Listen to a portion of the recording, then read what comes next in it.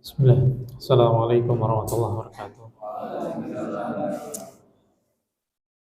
Alhamdulillahirabbil alamin wa bihi nasta'in wassalatu wassalamu ala asrafil anbiya'i wal mursalin wa ala alihi wa ashabihi wa man tabi'ahum bi ihsanin ila yaumiddin. Qala Allah tabaraka wa ta'ala fi kitabihil karim, ya ayyuhalladzina amanu taqullaha haqqa tuqatih wa la tamutunna illa wa antum muslimun. Wa qala jalla fi ula, ya ayyuhan nasu taqu rabbakum alladzi khalaqakum min nafsin wahidah وخلق منها زوجها وبث منهما رجالا كثيرا ونساء واتقوا الله الذي تساءلون به والأرحام إن الله كان عليكم رقيبا وقال أيضا يا أيها الذين آمنوا اتقوا الله وقولوا قولا سديدا يصلح لكم أعمالكم ويغفر لكم ذنوبكم ومن يطع الله ورسوله فقد فاز فوزا عظيما أما بعد.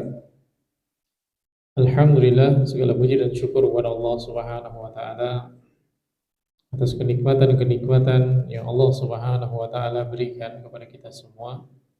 Kemudian tidak lupa semoga salawat dan salam senantiasa diberikan kepada Nabi Muhammad sallallahu alaihi wasallam, diberikan kepada para sahabatnya, keluarganya dan juga seluruh orang-orang yang mengikuti petunjuk beliau dengan baik sampai kelak datangnya hari kiamat. Saudara sekalian yang dimuliakan oleh Allah Subhanahu wa taala, kita telah mengetahui hukum puasa di bulan Ramadan. Bahwasanya hukum puasa di bulan Ramadan ini adalah wajib bagi kita semua. Yang artinya kita diinginkan oleh Allah Subhanahu wa taala untuk mengerjakan puasa di bulan Ramadan. Yang mana puasa di bulan Ramadan ini adalah termasuk salah satu dari rukun-rukun Islam. Yang artinya apabila seseorang meninggalkan puasa di bulan Ramadan, tidak berpuasa di bulan Ramadan, maka keadaan dia itu tidak lepas dari dua hal. Jadi orang yang meninggalkan puasa di bulan Ramadan, maka keadaannya tidak keluar dari dua hal. Yang pertama, dia meninggalkan puasa di bulan Ramadan dengan mengingkari kewajibannya. Jadi kalau ada orang yang dia mengatakan puasa di bulan Ramadan gak wajib, puasa di bulan Ramadan gak wajib, jadi dia mengingkari puasa di bulan Ramadan, mengingkari kewajibannya, maka orang ini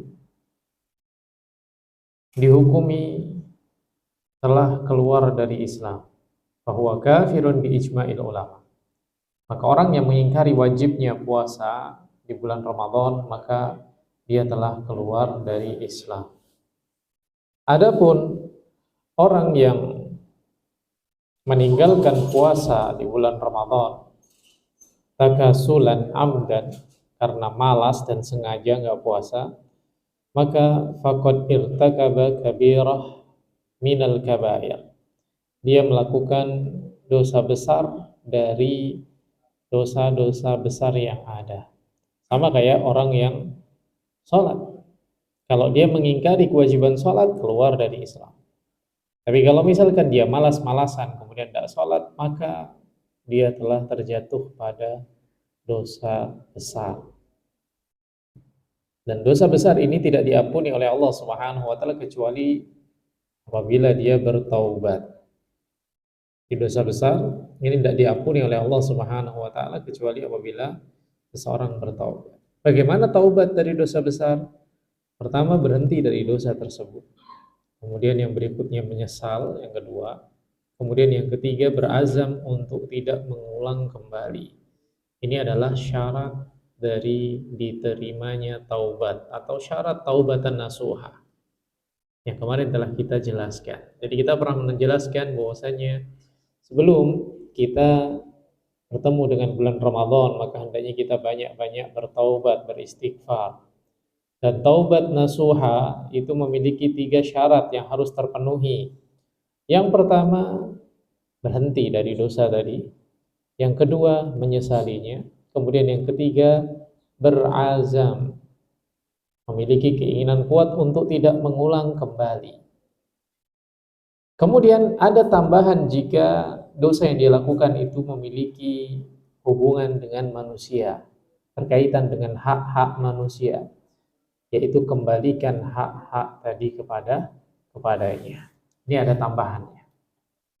Nah, orang yang meninggalkan puasa di bulan Ramadan karena malas, karena sengaja, pokoknya malas puasa di bulan Ramadan, maka faqad irtakaba kabirah min kabair. Dia telah melakukan dosa besar. Wa yajibu alaihi al-qadha, dan dia wajib menggantinya, mengqadhanya. Meskipun ini diperselisihkan oleh para ulama tentang wajibnya qadha bagi dia. Ada yang mengatakan kalau dia sengaja meninggalkan puasa karena malas, maka meskipun dia mengqadha, maka qadhanya itu enggak akan bisa menggantikan sesuatu yang telah dia tinggalkan tadi. Kenapa? Sebagai hukuman bagi dia. Ketika dia meninggalkan kewajiban, mau ganti di waktu yang lain, maka gantinya dia itu gak akan bisa menggantikan kewajiban yang dia tinggalkan dengan sengaja. Berbeda jika seseorang meninggalkan sesuatu dikarenakan sebab udzur, maka Allah Subhanahu wa Ta'ala berikan kesempatan bagi dia untuk melaksanakan di tempat yang lain. Dan ini adalah keringanan, dan ini adalah karunia dari Allah Subhanahu wa Ta'ala kepada kita semua. Jadi qadha ketika seseorang tidak berpuasa di bulan Ramadan dikarenakan sebab udzur, jadi kewajiban qadha ini adalah merupakan rahmat dari Allah Subhanahu wa Ta'ala kepada kita, bukan pembebanan. Sekali lagi, ini adalah rahmat. Dari mana kita bisa melihat itu adalah rahmat dan kasih sayang Allah Subhanahu wa Ta'ala? Allah Subhanahu wa Ta'ala mengizinkan dan memberikan kesempatan kepada kita untuk mendapatkan keutamaan ibadah yang kita terlewat tadi. Makanya qadha bagi orang yang terluput dari amalan-amalan wajib, ini adalah rahmat dan kasih sayang Allah Subhanahu wa Ta'ala. Namun ketika dia meninggalkan dengan sengaja, maka tidak ada qadha bagi dia. Dan ini hukuman bagi dia. Kenapa? Gak ada qadha kok malah hukuman. Sedangkan membayar atau mengqadha kok malah rahmat. Ketika seseorang mengqadha ibadah yang dia tinggalkan, berarti dia tidak terlewat sedikit pun kebaikan yang Allah Subhanahu wa Ta'ala berikan kepada dia. Kalau tidak ada qadha bagi dia, berarti Allah Subhanahu wa Ta'ala tidak memberikan kesempatan kepada dia untuk apa? Mendapatkan kebaikan tadi. Lalu bagaimana jika sudah terlanjur terlewat? Bagaimana jika sudah terlanjur malas meninggalkan suatu kewajiban? Maka solusinya adalah sebagaimana yang disebutkan oleh Nabi SAW di dalam hadis amalan-amalan sunnah. Hadis tentang amalan-amalan sunnah. Jadi seorang itu nanti amalan yang paling awal dihisab, awwalu ma yuhasabu bihil abdu yaumil qiyamah, salat. Salatnya. Salat apa yang pertama kali dihisab? Salat wajibnya. Jika salat wajibnya sempurna, baik, maka baik dan sempurna amalan-amalan yang lain. Namun jika salatnya bolong-bolong, enggak sempurna, ada yang kurang, maka Allah berkata, halil abdi min tatawwu. Apakah hambaku ini punya amalan-amalan tatawwu, amalan-amalan sunnah? Sehingga dengan amalan-amalan sunnah tadi disempurnakan kekurangan-kekurangan dari amalan-amalan yang wajib. Itu solusinya. Solusi ketika seseorang amalan-amalan yang wajibnya tidak sempurna, disempurnakan dengan amalan-amalan sunnah. Hukum puasa di bulan Ramadan wajib, bahkan dia adalah merupakan salah satu rukun dari rukun-rukun Islam, yang Islam seseorang tidak tegak kecuali apabila diamalkan. Maka orang yang meninggalkan puasa di bulan Ramadan dengan sengaja, dengan mengingkari kewajibannya, maka dia telah keluar dari Islam atau telah kafir sebagaimana ijma' para ulama. Adapun meninggalkan karena malas, dia tahu puasa wajib tapi malas saja, maka dia telah melakukan dosa besar dan wajib bagi dia mengqadha menurut sebagian pendapat para ulama. Nah, kenapa di sana ada yang berpendapat walaupun dia mengqadha nggak bisa mengganti, karena ingin menunjukkan adanya penekanan agar kita tidak meremehkan amalan-amalan wajib. Sholat misalkan, sholat kalau udah kelewat nggak bisa diqadha. Sholat kalau udah kelewat nggak bisa diqadha di luar waktu. Kenapa? Karena Allah mengatakan innas salata, sesungguhnya sholat kanat 'alal mu'minina kitaban mawquta. Waktunya telah Allah Subhanahu wa taala tetapkan dan tentukan. Kalau misalkan dia sengaja mengulur waktu sampai keluar waktunya, apakah dia bisa mengerjakan sholat di luar waktunya? Nggak bisa. Kalaupun dia mengerjakan, diterima enggak? Nggak diterima. Sengaja dia malas mengerjakan di luar waktu. Tapi kalau misalkan dia lupa, atau dia tertidur, atau dia nggak sadar, sampai ternyata waktunya sudah keluar, baru dia sholat, diterima nggak? Diterima. Karena ada udhurnya. Maka Nabi SAW mengatakan, man nama an sholatin aw nasiya falyusalliha idza dzakaraha. Barang siapa yang ketiduran atau lupa dari sholat, maka sholatlah di saat sadar atau di saat ingat. Ini beda, meninggalkan dengan sengaja dan meninggalkan dikarenakan sebab uzur yang memang bukan berada pada puasa dirinya. Selanjutnya, puasa sebagaimana yang telah kita ketahui hukumnya wajib, dan sesuatu yang Allah wajibkan berarti sesuatu tersebut Allah Subhanahu wa taala cintai untuk kita lakukan. Sesuatu yang Allah cintai untuk kita lakukan pasti memiliki hikmah yang besar. Pasti memiliki hikmah yang besar. Di antara hikmah dari puasa adalah puasa merupakan sebesar-besarnya wasilah atau seagung-agungnya wasilah litahqiqit taqwa, untuk memunculkan dan menghadirkan ketakwaan pada diri kita. Ini puasa. Makanya kalau kita pengen menjadi orang yang bertakwa, perbanyak puasa. Kita ini pengen bertakwa tapi nggak tahu gimana caranya. Maka cara yang paling mudah untuk menjadi orang yang bertakwa, berpuasalah. Banyak berpuasa. Kalau ada yang bertanya, takwa itu apa sih? Takwa itu apa? Maka para ulama menjelaskan definisi dari takwa. Banyak sekali definisi-definisi pengertian-pengertian dari takwa.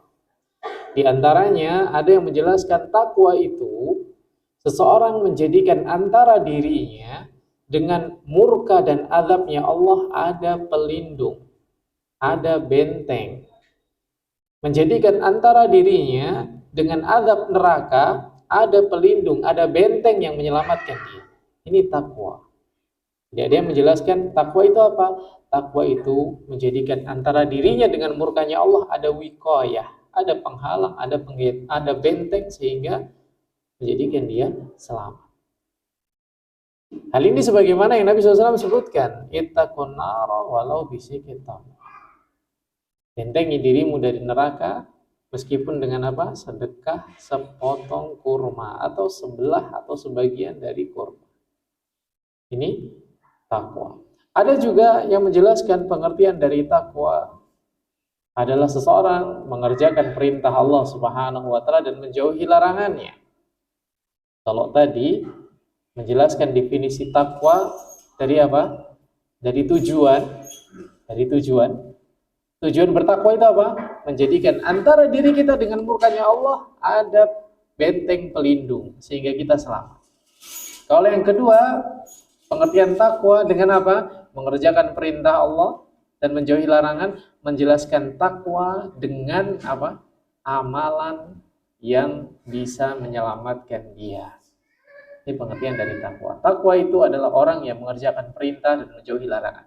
Dan orang yang mengerjakan perintah dan menjauhi larangan berarti dia telah membentengi dirinya dari murkanya Allah Subhanahu wa taala. Kemudian ada juga yang menjelaskan pengertian dari takwa. Pengertian dari takwa. Anta'budallah, engkau beribadah kepada Allah ala nuri min Allah, berdasarkan ilmu dari Allah Subhanahu wa taala, tarju sawab Allah, dan engkau mengharap pahala dari Allah Subhanahu wa taala. Wa anta truka maksiat Allah, engkau meninggalkan kemaksiatan. Ala nuri min Allah, berdasarkan ilmu juga dari Allah Subhanahu wa taala. Tahsya adab Allah, kamu takut dengan azabnya Allah Subhanahu wa taala. Itu pengertian dari takwa. Maka ketika kita pengen menjadi orang yang bertakwa, yang menjadikan antara diri kita dengan murkanya Allah ada pelindung, mengerjakan perintah dan menjauhi larangan, pengen selamat, maka perbanyak berpuasa. Kenapa? Karena puasa ini adalah a'dhamu wasilah li tahqiqit taqwa. Sebesar-besar dan seutama-utamanya wasilah untuk menjadikan seseorang bertakwa.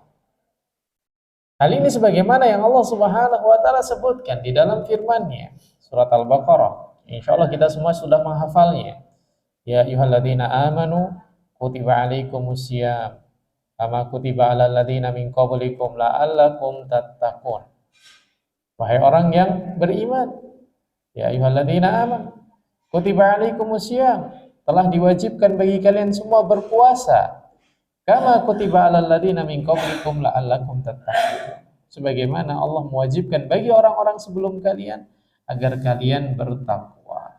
Dan orang yang bertakwa Allah Subhanahu wa taala akan berikan kepadanya surga. Surga itu hanya akan Allah berikan kepada hamba-hambanya yang bertakwa.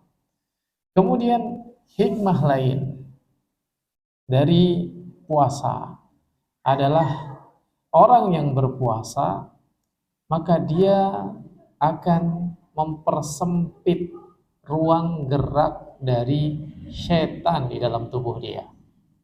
Mempersempit ruang gerak dari setan di dalam tubuh dia. Kenapa? Karena setan itu bergerak di dalam tubuh manusia itu melalui apa? Aliran darah. Maka dengan berpuasa, mengurangi makan dan minum, maka itu pun juga akan menghambat pergerakan-pergerakannya. Kemudian puasa ini adalah pelindung dari segala keburukan. Mari kita lihat. Orang kalau berpuasa, maka dia lebih bisa menahan diri dari melakukan hal-hal yang Allah Subhanahu wa taala haramkan. Ini diantara hikmah dari berpuasa. Lalu, kapan kita mulai puasa bulan Ramadan? Kita mulai puasa di bulan Ramadan setelah melihat hilal. Hilal itu apa? Rembulan. Rembulan tanggal 1. Yang dia nampak menunjukkan masuknya awal bulan. Dan ini menunjukkan bahwa syariat kita itu adalah syariat yang mudah, yang semua orang bisa mengamalkannya. Semua orang bisa mengamalkannya. Tidak ada satupun ibadah yang Allah perintahkan untuk kita lakukan kecuali Allah mudahkan bagi kita untuk mengetahui kapan kita harus mengerjakannya. Ambil contoh sederhana, sholat.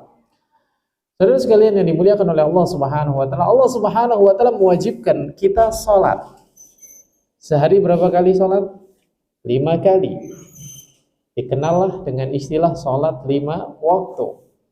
Allah Subhanahu wa taala mewajibkan kita sholat sehari 5 kali, dan sholat ini hukumnya wajib, gak boleh kita tinggalkan.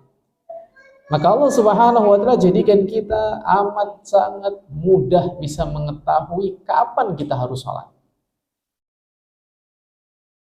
Kapan kita harus sholat, kita bisa mengetahui semuanya. Semuanya bisa mengetahuinya. Semua hamba Allah bisa mengetahui kapan masuknya waktu sholat. Subuh. Kapan waktunya sholat subuh? Terbitnya fajar. Sampai kapan? Terbitnya matahari. Itu batasannya. Jam berapa? Wallahu a'lam. Kadang jam mati kayak itu tuh. Mati nggak kelihatan jamnya. Tapi seorang bisa melihat kapan fajar terbit, kapan matahari terbit. Semuanya bisa mengetahui. Kemudian kadang mati lampu sehingga nggak dengar azan. Tapi seorang bisa tahu waktu subuh adalah ketika fajar terbit. Apa ciri-ciri fajar terbit? Di ufuk timur sudah mulai muncul sinar terang. Sinar yang sudah bersinar terang. Tapi bukan mataharinya yang terbit. Itu fajar, itu waktu subuh. Waktu zuhur, kita semua bisa mengetahuinya. Kapan waktu zuhur masuk? Ketika matahari tergelincir ke arah barat. Istiwa itu tepat di atas, sedangkan zawal itu mulai bergeser ke tempat dia tenggelam. Atas itu bukan berarti tepat di atas kepala, enggak, karena matahari terkadang dia terbit di bagian sebelah kanan dan sebelah kiri. Kalau nggak mau dibilang utara dan selatan, sebelah kanan dan sebelah kiri. Jadi terkadang matahari itu terbitnya itu agak ke sebelah utara, terkadang terbitnya agak ke sebelah selatan. Nah, ketika dia posisi tepat di tengah, itu waktu istiwa. Kemudian ketika dia bergeser sedikit, masuklah dia waktu zawal. Nah, waktu inilah awal masuk waktu zuhur. Sampai kapan? Sampai masuk waktu asar. Nah, masuknya waktu asar itu adalah ketika seseorang menancapkan tongkat atau dia melihat bayang-bayang dari benda yang berdiri, panjangnya sama dengan panjang benda tadi. Misalkan ada rumah tingginya 4 meter, kemudian ketika bayang-bayangnya sudah sama tingginya, sama-sama 4 meter, ya udah masuk waktu asar. Jadi semuanya bisa melihat dan mengetahui masuknya waktu sholat. Kemudian maghrib, kita semua tahu masuknya waktu maghrib kapan? Ketika matahari tenggelam. Lalu habisnya kapan? Ketika sinar merah, mega merah itu hilang. Hilang, udah gelap. Itu masuk waktu isya. Waktu isya habisnya kapan? Sampai pertengahan malam. Ada juga yang menyebutkan sampai masuk waktu subuh. Jadi apa? Kita semua bisa mengetahui dengan mudah. Setiap kita bisa mengetahui dengan mudah kapan kita harus sholat. Demikian pula puasa. Saudara sekalian yang dimuliakan oleh Allah Subhanahu wa taala. Allah Subhanahu wa taala mewajibkan kita puasa. Maka untuk mengetahui kapan kita harus berpuasa, maka Allah Subhanahu wa taala jadikan kita semua bisa mengetahuinya. Caranya yang pertama adalah dengan melihat hilal. Melihat rembulan. Rembulan yang menunjukkan masuknya tanggal 1. Hal ini sebagaimana disebutkan oleh Nabi SAW, sumu li ru'yati wa aftiru li ru'yati. Berpuasalah dengan melihat hilal dan berbukalah dengan melihat hilal. Diperintahkan untuk melihat. Ini untuk menentukan. Nah, ternyata terkadang si hilal ini nggak gampang terlihat. Si hilal ini nggak gampang terlihat. Kenapa? Karena hilal ini kecil, nggak seperti matahari yang besar, gitu kan. Ada yang matanya tajam dan ada yang sudah buram, kan gitu. Jadi nggak bisa melihat hilal. Tapi Allah Subhanahu wa taala menjadikan syarat melihat hilal itu bukan semuanya melihat. Tapi ketika sudah ada beberapa yang melihat dan dia itu dihukumi siqah, dihukumi jujur, diterima persaksiannya, semuanya bisa berpuasa. Ini keringanan dari Allah Subhanahu wa taala. Bagaimana kalau ternyata benar-benar nggak kelihatan sama sekali, nggak ada satupun yang lihat? Maka Nabi SAW menyebutkan akmilu iddata Sya'ban salasin. Sempurnakan hitungan bulan Sya'ban 30 hari. Bulan Sya'bannya digenapkan menjadi 30 hari. Mudah. Jadi nggak perlu ribut-ribut, nggak perlu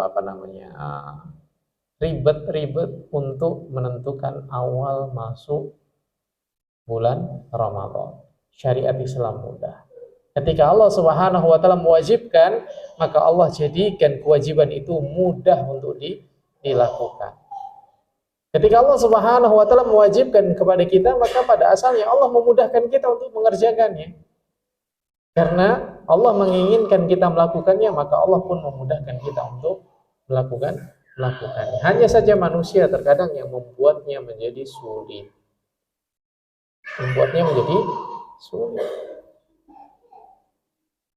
Oleh karenanya hendaknya kita minta tolong kepada Allah Subhanahu wa taala agar Allah Subhanahu wa taala senantiasa memudahkan urusan kita semua.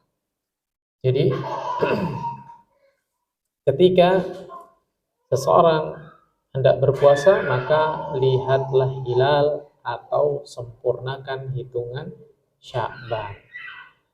Kalau ada orang menetapkan awal Ramadan dengan tanpa dua metode tadi, maka tidak diperbolehkan. Nggak kelihatan hilalnya, nggak disempurnakan Sya'bannya menjadi 30, tapi dia sudah menetapkan awal Ramadan, maka ini tidak diperbolehkan. Kenapa? La yajuzu al-i'timadu ala hisabil falaki.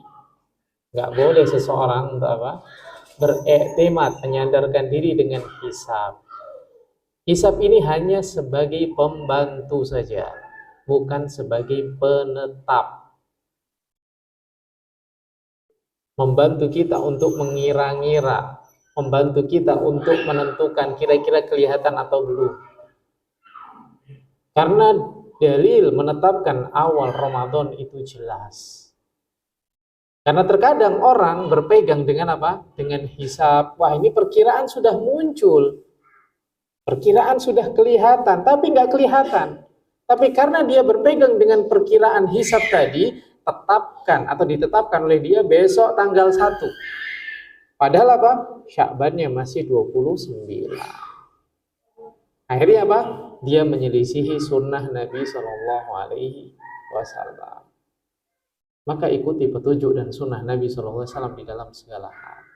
Karena seseorang ibadah itu tidak semaunya, tapi sesuai dengan apa yang diajarkan oleh Nabi SAW. Jelas sekali. Sumu li ru'yati wa aftiru li ru'yati fa in humma alaikum fa akmilu iddata Sya'ban salasin. Puasalah dengan melihat hilal, atau berbukalah dengan melihat hilal. Kemudian jika mendung, fa in humma alaikum, gak kelihatan, fa akmilu iddata Sya'ban salasin, maka sempurnakan hitungan bulan Sya'ban. Kemudian ada pertanyaan, hal idza ru'yal hilalu fi baladin lazama jami'ul bilad illam yarau. Kalau kelihatan hilal di suatu negara, apakah negara-negara yang lain itu wajib berpuasa meskipun tidak melihatnya? Maka as-sahih, yang sahih min aqwali ahlul ilmi, dari perkataan para ulama adalah annahu idza ru'yal hilalu fi baladin fala yalzamu jami'al balad. Kalau misalkan hilal itu terlihat di satu negeri, maka negeri-negeri yang lain itu tidak wajib sampai negeri tersebut terlihat. Nggak wajib ikut. Ini jika hilal tidak terlihat. Kemudian terkadang ada orang yang berpuasa pada tanggal 30 Sya'ban, Dengan alasan apa? Berhati-hati. Kali aja sudah masuk bulan Ramadan. Kalau udah masuk bulan Ramadan kan berarti aku udah puasa di bulan Ramadan.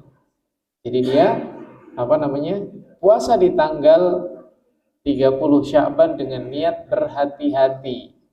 Maka ini tidak diperbolehkan. Nabi SAW mengatakan, la yataqaddamanna ahadukum ramadhana bi shaumi yaumin aw yaumain. Enggak boleh seseorang itu mengawali atau mendahului puasa bulan Ramadan dengan puasa 1 hari atau 2 hari sebelumnya. Illa ayyakuna rajulun kana yasumu shaumahu. Kecuali jika memang dia biasa berpuasa. Ambil contoh sederhana. Seseorang biasa puasa Senin dan Kamis. Seorang biasa puasa Senin dan Kamis. Sudah terbiasa dia. Puasa Senin, Kamis, Senin, Kamis. Kemudian, pada tahun ini, bulan Ramadannya hari Jumat misalkan. Bulan Ramadannya hari Jumat. Nah, boleh nggak dia puasa hari Kamisnya? Karena dia terbiasa puasa, maka hal ini diperbolehkan. Kalau dia nggak terbiasa puasa, maka tidak diperbolehkan mendahului 1 hari atau 2 hari sebelum Ramadan. Mendahului berpuasa. Tapi kalau dia terbiasa puasa, maka boleh. Atau orang terbiasa puasa Daud, misalkan 1 hari puasa, 1 hari tidak. Atau orang sudah terbiasa puasa Ayyamul Bid, misalkan. Tapi kalau puasa Ayyamul Bid nggak akan ketemu Ramadan. Nggak akan ketemu Ramadan. Atau pokoknya dia biasa puasa sunnah yang lain. Maka nggak masalah dia berpuasa pada hari dia biasa puasa. Tapi kalau dia nggak terbiasa puasa, maka nggak boleh bagi dia mendahului puasa. Ini syarat yang harus dipenuhi sehingga seseorang wajib puasa Ramadan. Jadi kapan seseorang wajib puasa Ramadan? Ketika masuk awal bulan Ramadan. Kalau belum masuk, wajib nggak? Nggak wajib. Sama seperti kapan wajib sholat duhur? Ketika masuk waktu duhur. Kalau misalkan masih jam 9 pagi, jam 10 lagi, wajib nggak? Nggak wajib. Masih di bulan Sya'ban, wajib nggak puasa Ramadan? Nggak wajib, karena belum masuk bulan Ramadan. Ini yang pertama. Yang kedua, kapan seorang wajib berpuasa bulan Ramadan? Ketika dia seorang muslim. Seorang muslim wajib bagi dia puasa bulan Ramadan. Kecuali dia bukan seorang muslim. Kalau dia bukan seorang muslim, nggak wajib bagi dia puasa bulan Ramadan. Kemudian, yang berikutnya, kapan seseorang wajib puasa di bulan Ramadan? Ketika dia sampai pada usia balik. Sampai pada usia balik. Kenapa? Karena kata Nabi SAW, Rufi al-qalamu an salasatin. Pena catatan amal itu terangkat atau diangkat dari 3 orang. Siapa saja mereka? Anin naimi hatta yastaikid. Orang tidur sampai terbangun. Orang tidur kalau mukul orang maka tidak tercatat dia.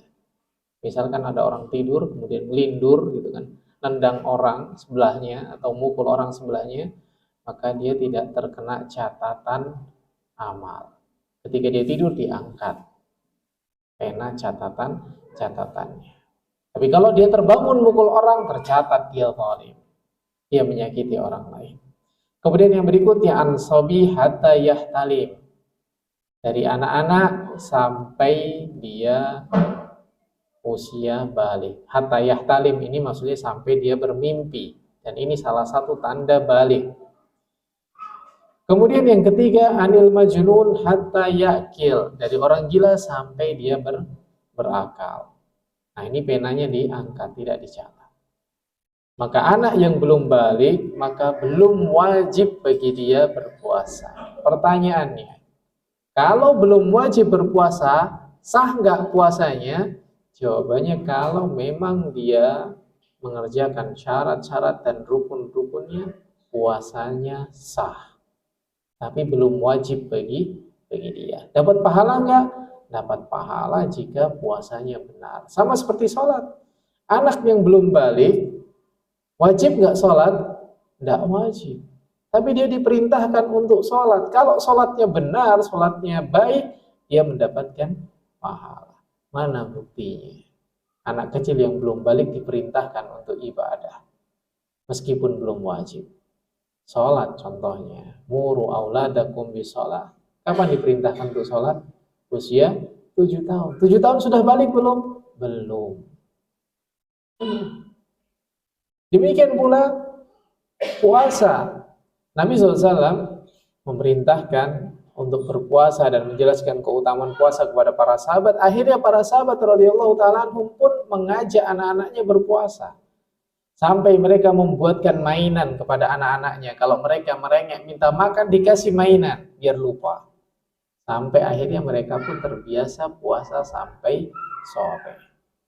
Jadi anak yang belum balik pun dilatih untuk berpuasa. Kalau dia sudah sampai usia balik, baru dia wajib berpuasa. Kemudian yang keempat, berakal. Jadi orang kalau nggak berpuasa, kalau bukan orang kafir, berarti apa? Nggak berakal atau dia belum balik. Itu apa namanya? Yang boleh nggak berpuasa. Kemudian yang berikutnya, kalau nggak berakal tadi jelas, dia apa namanya? Diangkat catatannya. Jangankan puasa, sholat pun nggak wajib bagi dia. Kemudian yang berikutnya adalah mampu. Kalau nggak mampu, Allah Subhanahu wa ta'ala berikan rukhsah atau berikan keringanan. Karena Allah Subhanahu wa ta'ala dengan jelas telah mengatakan la yukallifullahu nafsan illa wus'aha. Allah itu nggak akan pernah memberikan beban kepada seorang kecuali memang beban itu bisa dia selesaikan. Jadi syariat kita, Allah Subhanahu wa ta'ala pemberi syariat itu tidak pernah memerintahkan sesuatu yang mustahil. Tidak akan pernah memerintahkan sesuatu yang mustahil. Artinya apa? Allah memerintahkan kepada hambanya, kemudian ternyata perintah tersebut mustahil dilakukan oleh hambanya. Karena ketika Allah Subhanahu wa ta'ala memerintahkan sesuatu, maka sesuatu tersebut pasti mampu dilakukan oleh hambanya. Kalau bukan dia, orang lain pasti mampu. Lalu bagaimana dengan dia yang nggak mampu? Maka dia masuk dalam keadaan pengecualian. Masuk dalam keadaan orang yang mendapatkan rukhsah atau keringanan. Contoh puasa, Allah wajibkan bagi kita semua. Lalu bagaimana dengan orang yang sakit? Bagaimana dengan orang yang nggak kuat puasa? Maka dia masuk pada keadaan rukhsah, keringanan. Dan orang yang berada pada keadaan tersebut, dia bisa tetap mendapatkan pahalanya karena keadaan dia bukan dia yang membuatnya. Yang menjadikan dia tidak mampu puasa bukan dirinya, tapi qadarullah yang menetapkan dirinya tidak mampu berpuasa sehingga dia tetap bisa mendapatkan pahala puasa. Seperti itu. Jadi Allah Subhanahu wa ta'ala tidak memerintahkan kepada hambanya untuk melakukan sesuatu kecuali hamba-hamba itu memang pada asalnya mampu mengerjakannya. Lalu bagaimana jika tidak mampu? Maka lihat Allah mengatakan di dalam puasa, faman kana minkum maridun aw ala safarin fa iddatum min ayyamin ukhar. Ganti di waktu yang lain. Ini apa yang Allah Subhanahu wa ta'ala ajarkan kepada kita semua. Jadi syariat Allah Subhanahu wa ta'ala pada dasarnya bukan untuk membebani kita semua. Tapi syariat yang Allah Subhanahu wa ta'ala perintahkan kepada kita, itu diantara tujuannya adalah Allah Subhanahu wa ta'ala ingin mencintai dan memuliakan kita. Allah Subhanahu wa ta'ala ingin memberikan kebaikan-kebaikan yang banyak kepada kita. Jadi syariat itu bukan untuk membebani kita. Tidak ada satupun syariat yang isinya untuk melemahkan kita, tidak ada. Coba silahkan dicek, dilihat satu persatu syariat dan perintah Allah yang isinya melemahkan kita, ada? Tidak ada. Justru dengan mengerjakan perintah-perintah Allah akan menguatkan kita semua. Puasa, apakah itu melemahkan kita? Tidak, menguatkan kita. Menguatkan kita dari apa? Dari melawan gangguan dan godaan setan yang membisikkan kita, mengajak kita kepada kemaksiatan. Allah lemahkan itu. Terus Allah kuatkan diri kita untuk melawannya. Puasa.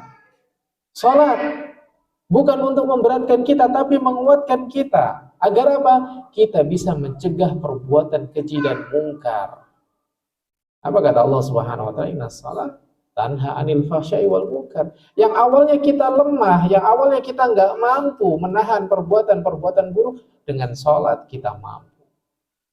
Semua ibadah menguatkan kita. Nggak ada satu ibadah pun kecuali menguatkan kita semua. Sedekah, apakah sedekah melemahkan kita? Enggak. Sedekah malah menguatkan kita. Membuat kita semakin kuat, membuat kita semakin qanaah, membuat kita merasa cukup. Yang awalnya merasa kurang, merasa fakir, merasa lemah, akhirnya apa? Kita kuat, kita cukup, kita bisa. Ini ibadah yang Allah Subhanahu wa taala perintahkan. Tidak ada satupun yang melemahkan kita, semuanya menguatkan diri kita. Nggak ada satupun ibadah yang Allah Subhanahu wa taala perintahkan isinya memudaratkan kita. Enggak. Semuanya mengobati. Mengobati hati kita, mengobati badan kita, mengobati sikap-sikap dan sifat kita. Ibadah semuanya seperti itu. Nggak ada satupun buah dari ibadah kecuali kebaikan. Nah, ketika seseorang meninggalkan ibadah, barulah keburukan-keburukan muncul. Meninggalkan sedekah, muncul penyakit bahilnya, muncul kikirnya. Akhirnya apa? Tamak dia kepada dunia. Akhirnya apa? Dia kumpulkan dunia, nggak lagi peduli halal dan haram. Apakah dia bisa menikmatinya? Ternyata nggak banyak yang bisa dia nikmati. Lihat, hartanya banyak, melimpah, tapi yang bisa dia makan hanya jenis-jenis makanan tertentu saja. Nggak semuanya bisa dia nikmati. Sedangkan yang nggak punya banyak harta, bebas dia makan apa saja. Ini kenikmatan dari Allah Subhanahu wa ta'ala. Maka jangan pernah menjadikan ibadah itu sebagai beban bagi kita semua. Karena ibadah itu adalah sejatinya cinta Allah Subhanahu wa ta'ala kepada kita semua. Karena itu merupakan bentuk pedulinya Allah Subhanahu wa ta'ala kepada kita semua. Bisa saja Allah Subhanahu wa ta'ala membiarkan kita tanpa diperintah, tanpa dilarang, tanpa diatur. Bisa, tapi Allah Subhanahu wa ta'ala Maha Pengasih Penyayang kepada kita semua hamba-hambanya. Maka Allah Subhanahu wa ta'ala berikan perintah, Allah berikan petunjuk, ini sesuatu yang buruk bagimu tinggalkan, ini sesuatu yang baik bagimu kerjakan, agar kita bisa hidup dengan baik dan benar di dunia, mendapatkan kebahagiaan di dunia dan di akhirat. Wallahu ta'ala a'lam. Ini beberapa hal yang mungkin bisa kita baca pada pertemuan kali ini tentang kapan kita wajib berpuasa di bulan Ramadan. Yaitu ketika melihat hilal, kemudian yang berikutnya Muslim. Kalau kita Muslim, kita wajib puasa. Kemudian yang berikutnya balik, kemudian yang berikutnya berakal, dan yang berikutnya mampu. Kalau kita nggak mampu, maka ada rukhsah, ada keringanan. Dan sekali lagi, keringanan ini adalah bentuk rahmat dan kasih sayang Allah kepada kita semua. Maka perbanyak bersyukur. Orang yang nggak bisa berpuasa, orang yang nggak mampu berpuasa, dia harus banyak bersyukur. Harus banyak bersyukur kepada Allah Subhanahu wa ta'ala. Ketika seorang sakit di bulan Ramadan, harus banyak bersyukur. Kenapa? Allah sayang sama dia. Maka jangan sia-siakan ketika ada kesempatan mengerjakan ketaatan kepada Allah di waktu yang lain. Segera tunaikan. Ini yang harus kita tanamkan dalam diri kita. Allah ta'ala a'lam. Mudah-mudahan yang sedikit ini kita dapat mengambil hikmah dan faedahnya. Barakallahu fikum. Subhanakallahumma bihamdika asyhadu an la ilaha illa anta astaghfiruka wa atubu ilaik. Assalamualaikum warahmatullahi wabarakatuh.